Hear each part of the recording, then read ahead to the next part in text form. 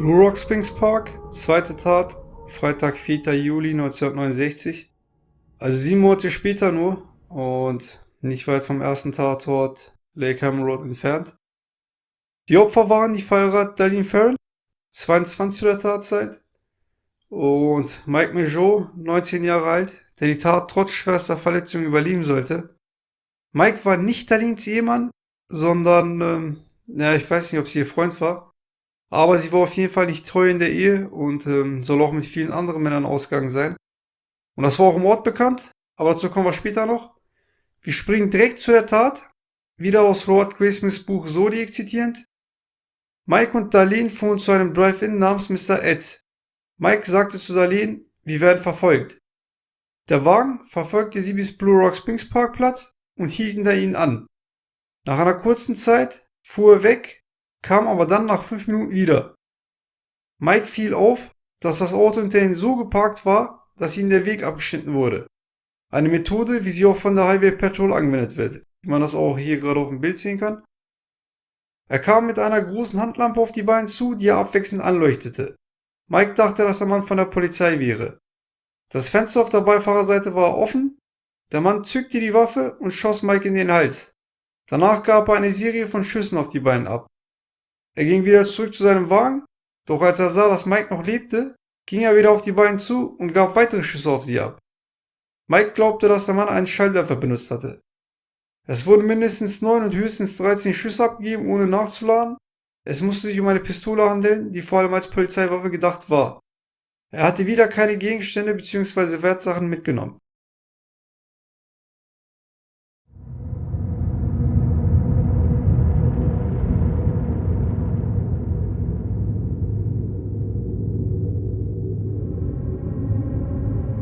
Tatanalyse Blue Rock Springs Park. Während wir noch bei der ersten Tat in der Lake Hammond Road kaum Informationen hatten, sieht das hier jetzt schon bei der zweiten Tat ganz anders aus.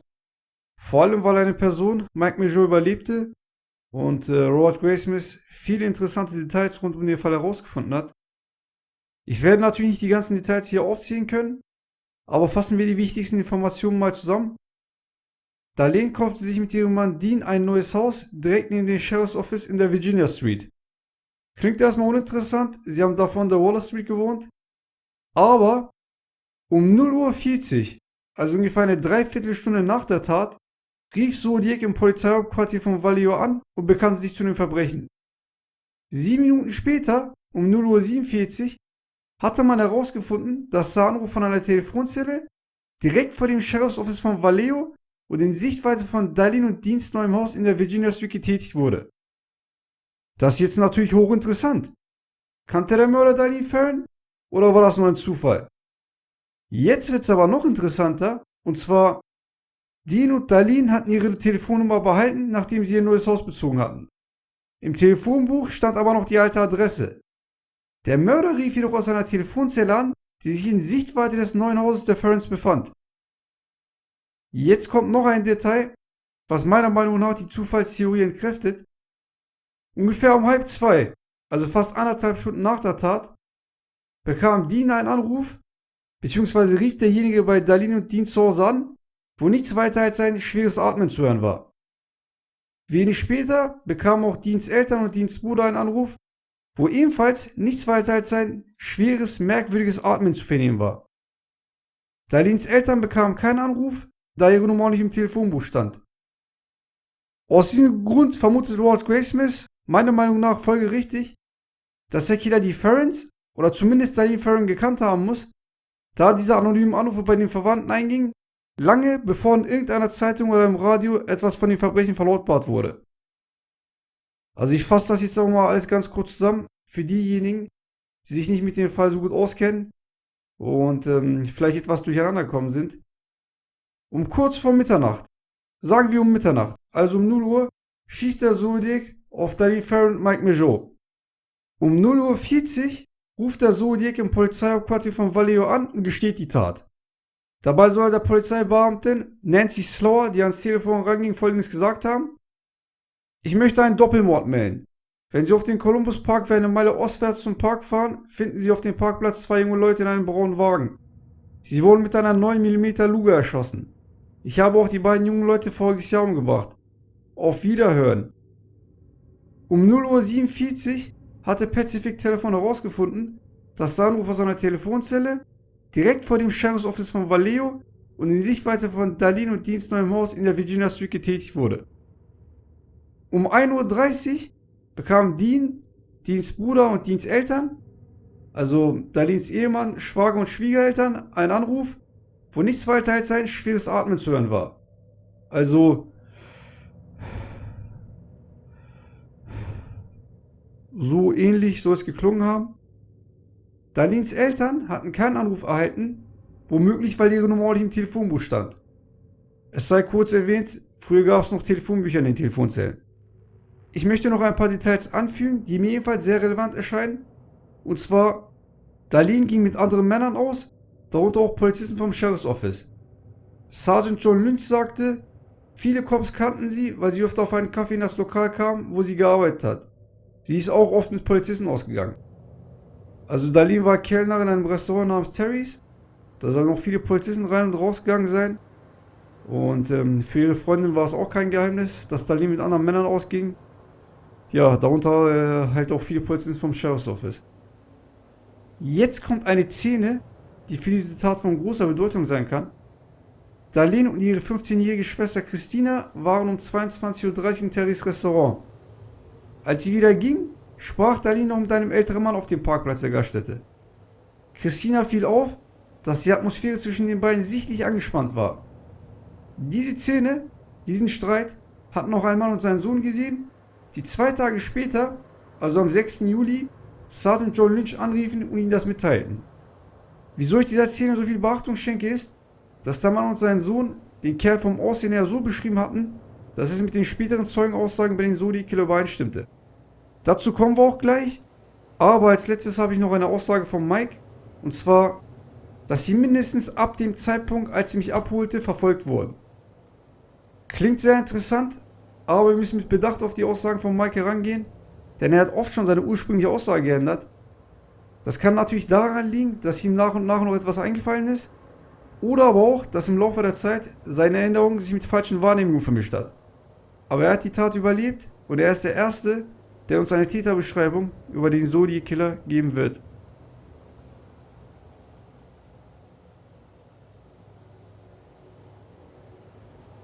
Täterbeschreibung Blue Rock Springs Park. Mike Michaud. Der Mann hatte ein breites Gesicht und trug keine Brille. Er schien etwa 26 bis 30 Jahre alt zu sein und hatte gewelltes hellbraunes Haar, das zu einem militärischen Bürstenschnitt getrimmt war.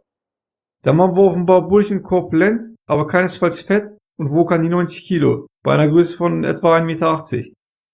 Er trug eine Hose mit Bügelfalten und hatte einen leichten Bauchansatz. Der Mann und sein Sohn beschrieben den Kerl vom Parkplatz, etwas über 1,80 groß und gut 80 Kilo schwer. Er hatte aschblondes Haar, das glatt zurückgekämmt war. Nancy Slower, die Polizeibeamtin, die mit dem Zodiac gesprochen hatte, sagte, der Anrufer klang erwachsen.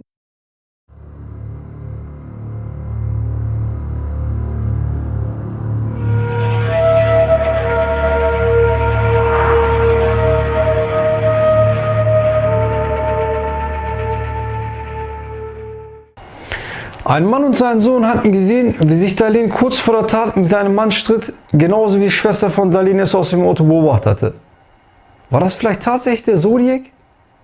Denn nach der Analyse musste er Darlene Ferrin gekannt haben.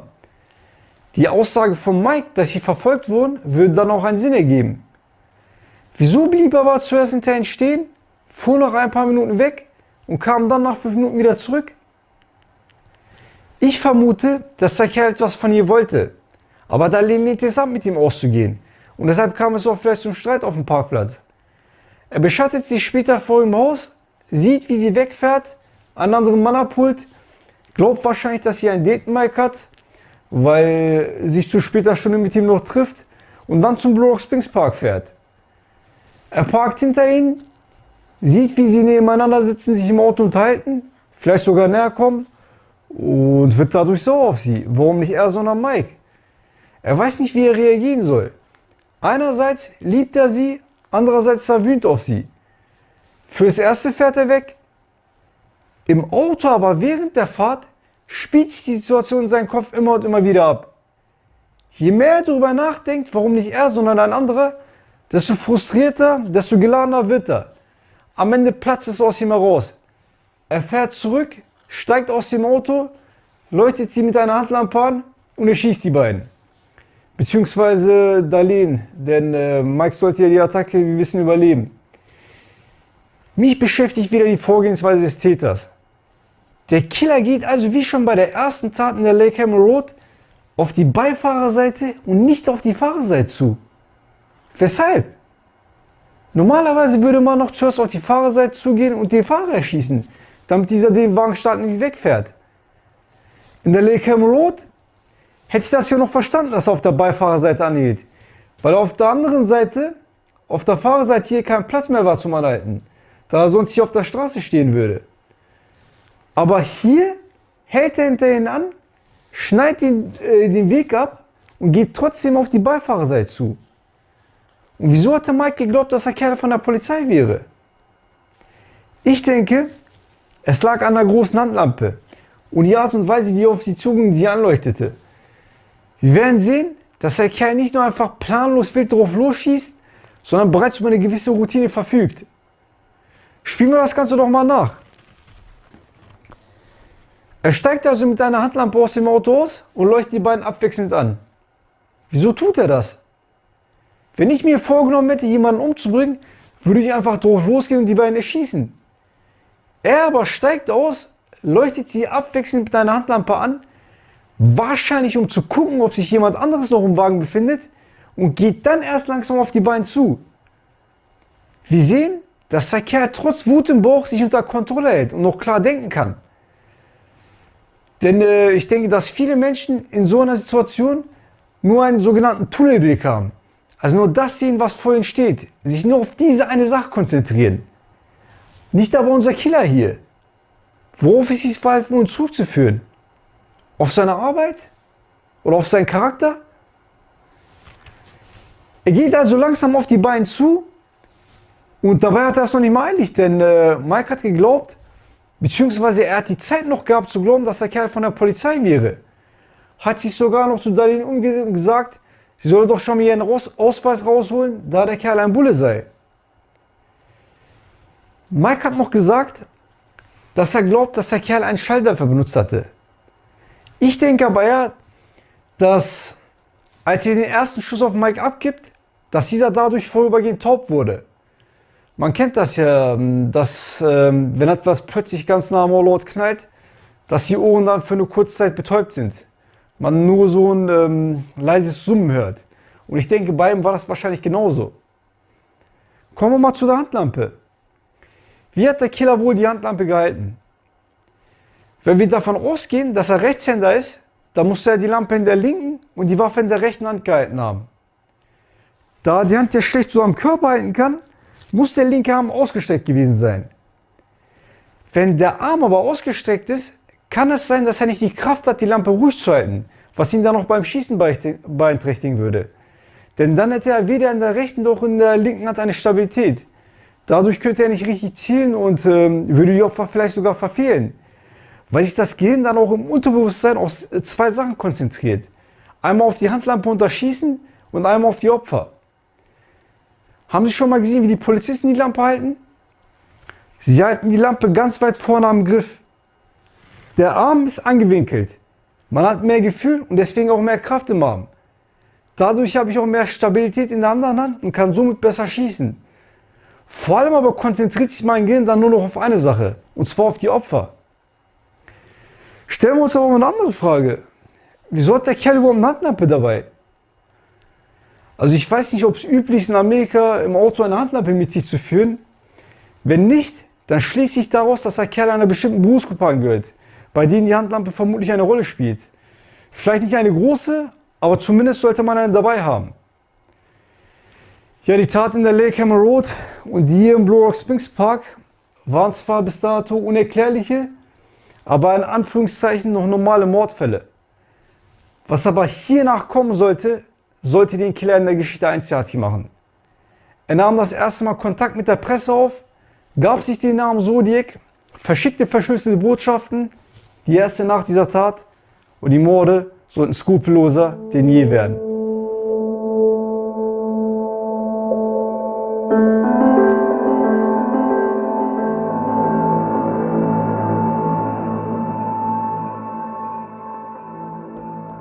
Täterprofil Blue Rock Springs Park.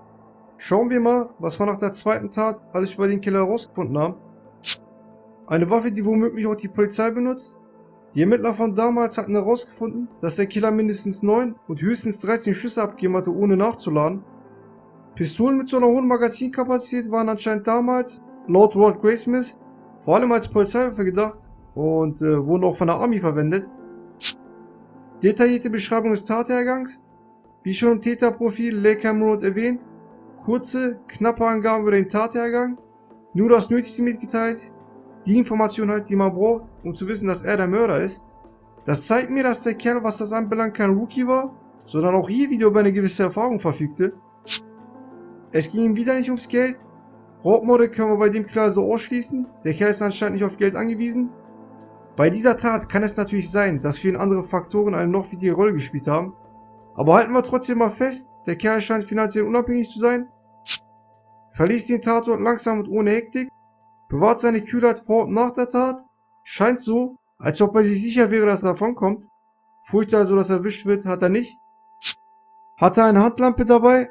Finde es auch ein wichtiges Detail, deutet vielleicht auf eine bestimmte Berufsgruppe hin, denn ich glaube nicht, dass jeder Autofahrer dort eine Handlampe mit sich führt. Kannte sich in der Gegend aus, konnte genau beschreiben, wo die Opfer lagen, rief aus einer Telefonzelle an, die sich in der Nähe des neuen Hauses der Ferrens befand. Zudem lag der Tatort nur 3 Kilometer von der ersten Tatstelle Lakeham Road entfernt. Nach den ersten beiden Taten können wir also davon ausgehen, dass der Killer irgendeinen Bezug zu dieser Gegend haben muss. Kannte höchstwahrscheinlich Darlene Ferren. Haben wir ja bei der Tatanalyse festgestellt, zumindest musste sie ihm flüchtig bekannt sein. Ja, jetzt haben wir schon einiges mehr über den Killer erfahren als bei der ersten Tat. Es sind jetzt vielleicht nicht die ganz großen Details, die werden wir aber bei keinem seiner Taten finden. Deshalb müssen wir uns auch umso mehr auf die kleinen Details konzentrieren, denn die werden in diesem gesamten Zodiac-Fall am Ende entscheidend sein. Und wenn wir diese Details richtig einordnen und die richtigen Schlüsse daraus ziehen, dann wird sich dieser Fall wie ein Faden von selbst auflösen.